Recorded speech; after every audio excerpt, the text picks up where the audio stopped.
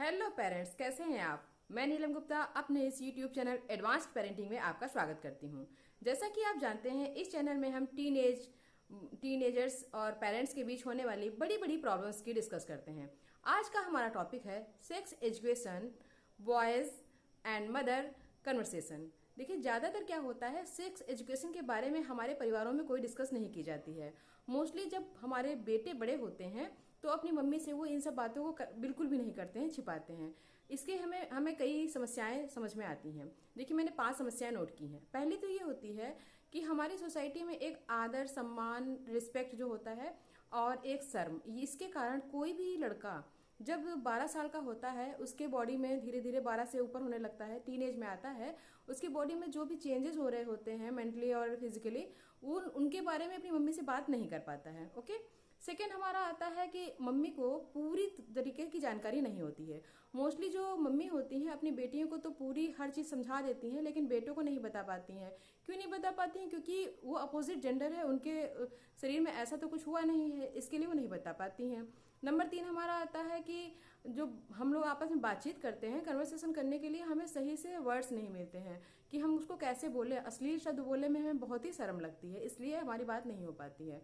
चौथा हमारा होता है, जब हमारे लड़के थोड़े बड़े होते हैं, मोस्टली वो मम्मी से या अपने पेरेंट्स से थोड़ा सा दूर रहने लगते हैं। अपना समय घर में वो कम बिताते हैं। ज्यादातर वो स्कूल है, ट्यूशन है, पढ़ाई है, इसी में या खेलकूद में गुजारते हैं। मम्मी पापा से दूर होते जाते हैं। मोस्टली मम्मी से कोई भी बात शेयर करना पसंद नहीं करते हैं।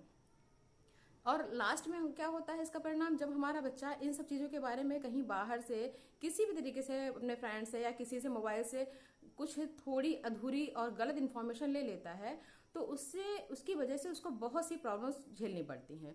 कभी कभी तो ऐसा होता है उसकी बहुत सी गंदी आदतें लग जाती हैं, या तो वो कोई ना कोई गुनाह में शामिल हो जाता है। इसकी समस्याओं के निवारण के लिए भी हमारे पास 5 समाधान हैं। देखिए, पहला हमारा होता है सबसे जरूरी कि हम शर्म छोड़कर अपने बच्चों को धीरे धीरे बात करने के लिए प्रेरित करें। वो हम ऐसे कर सकते हैं, देखिए, जब हमारा बच्चा छोटा होता है, हम उसे बताते हैं कि ये पॉटी है, इसको आपको नहीं छूना है, या ऐसी बैड हैबिट क्या होती है, गुड टच, बैड टच, सब बताते हैं। ऐसे ही जब आपका बच्चा 12 साल का हो, तब आप बताइए एग्जाम्पल के उसमें कि देखिए, आपका बड़ा भाई है या आपसे बड़े बच्चे जो स्कूल में रहते हैं, उसकी बॉडी पे देखिए कुछ हेयर्स आने लगे हैं। ऐसे जब आप थोड़ा सा और बड़े होगे, आपके बॉडी पार्ट्स में धीरे धीरे हेयर्स आएंगे। इससे आप धीरे धीरे टीन एज में आ रहे हो, आप बड़े हो रहे हो। ऐसे धीरे धीरे कुछ शब्दों से आप बात करेंगे तो बच्चा भी अपनी थोड़ी थोड़ी बातों को आपसे शेयर करने लगेगा, तो आपके अंदर से शर्म हट जाएगी। आदर, सम्मान, रिस्पेक्ट अपनी जगह होता है, लेकिन शर्म छोड़कर इन बातों में डिस्कस करना भी बहुत जरूरी होता है। सेकंड हमारा आता है मम्मी। देखिए, आपको अगर फुल इन्फॉर्मेशन नहीं है तो आप डॉक्टर से बात कर सकती हैं, नंबर 1। नंबर 2, मोबाइल से सही वीडियोस देख सकती हैं। नंबर 3, आप बुक का इस्तेमाल कर सकती हैं। आप ऐसी बुक्स अपने आप पढ़िए, और ऐसी बुक्स जिसमें बॉयज के टीन एज आने में जो चेंज होते हैं या उन्हें ऐसा क्या क्या करना चाहिए, इससे संबंधित बुक्स को अपने घर में मंगा के रखिए। अगर आप नहीं भी पढ़ेंगे तो आपका बच्चा उसे पढ़ेगा और सही रास्ते पर जाएगा। थर्ड हमारा आता है, अगर आपके पास मतलब बात करने के लिए सही शब्द नहीं मिले हैं, अश्लील शब्द है, जैसे एक छोटा संबंध होता है, संबंध बनाना या स्त्री पुरुष का आपस में मेल करना, इसके लिए आपको नहीं आप समझते हैं, देखिए एक इंग्लिश का वर्ड सेक्स होता है। ऐसे छोटे छोटे इंग्लिश के वर्ड्स को यूज करके आप अपनी बात को प्रभावशाली बना सकते हैं। और ये इंग्लिश के वर्ड्स आप बोलेंगे तो बच्चा वो समझ जाएगा, नहीं भी समझेगा तो वो डिक्शनरी देख के वो मालूम कर लेगा इसका मीन्स क्या होता है, क्योंकि मोस्टली बच्चे आजकल इंग्लिश मीडियम स्कूल में पढ़ रहे हैं, वो सारी बातें समझ रहे हैं।